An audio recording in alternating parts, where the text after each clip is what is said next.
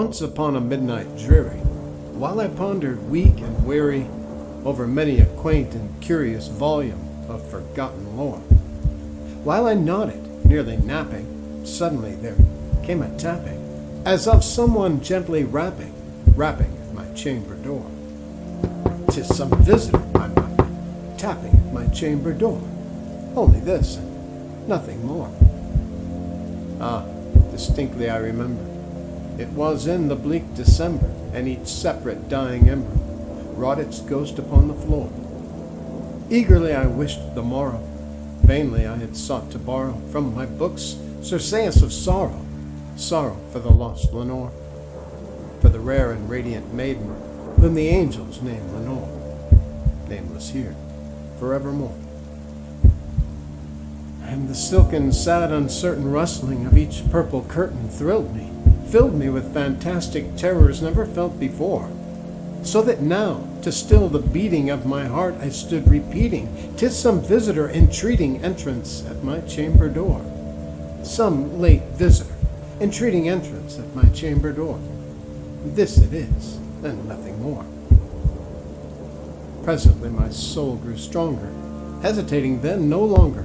Sir, said I, or madam, surely your forgiveness I implore, but the fact is I was napping, and so gently you came rapping, and so faintly you came tapping at my chamber door, that I scarce was sure I heard you.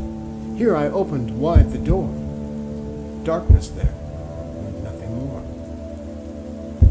Deep into that darkness peering, long I stood there wondering, fearing, doubting, dreaming dreams no mortal ever dared to dream before.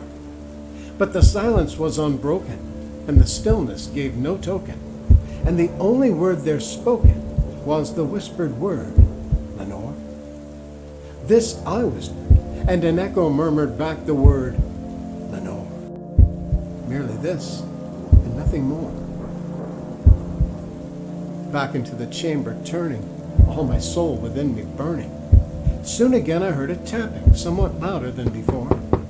Surely, said I, surely that is something at my window lattice. Let me see then what thereat is, and this mystery explore. Let my heart be still a moment, and this mystery explore. 'Tis the wind, and nothing more. Open here I flung the shutter, when with many a flirt and flutter, in there stepped a stately raven of the saintly days of yore. Not the least obeisance made he, not a minute stopped or stayed he, but with mien of lord or lady perched above my chamber door, perched upon a bust of Pallas, just above my chamber door, perched and sat, and nothing more. Then this ebony bird beguiling my sad fancy into smiling, by the grave and stern decorum of the countenance it wore. Though thy crest be shorn and shaven, thou, I said, art sure no craven, ghastly grim and ancient raven wandering from the nightly shore. Tell me what thy lordly name is on the night's Plutonian shore. Quoth the raven, nevermore. Much I marveled this ungainly fowl to hear discourse so plainly, though its answer little meaning, little relevancy bore, for we cannot help agreeing that no living human being ever yet was blessed with seeing bird above his chamber door, bird or beast upon the sculptured bust above his chamber door, with such name as Nevermore.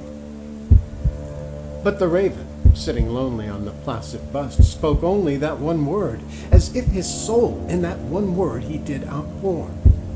Nothing further than he uttered, not a feather than he fluttered. Still I scarcely more than muttered, other friends have flown before. On the morrow he will leave me, as my hopes have flown before. Then the bird said, nevermore.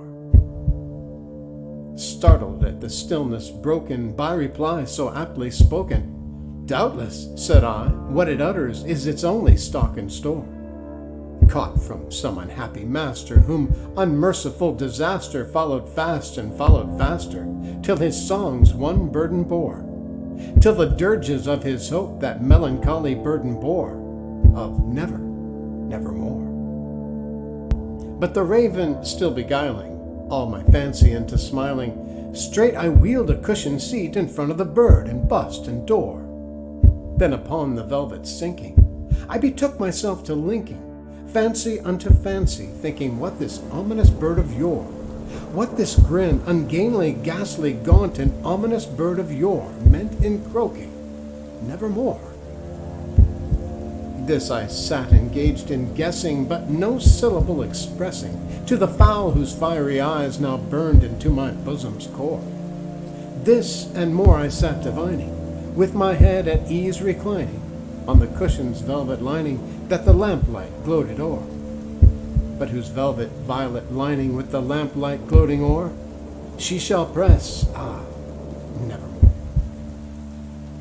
Then methought the air grew denser, perfumed from an unseen censer, swung by seraphim whose footballs tinkled on the tufted floor.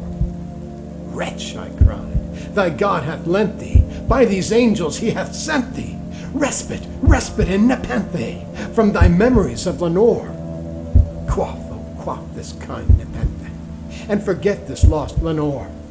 Quoth the raven, nevermore.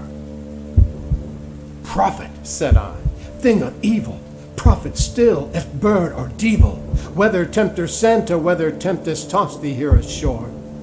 Desolate yet all undaunted, on this desert land enchanted, on this home by horror haunted, tell me truly, I implore,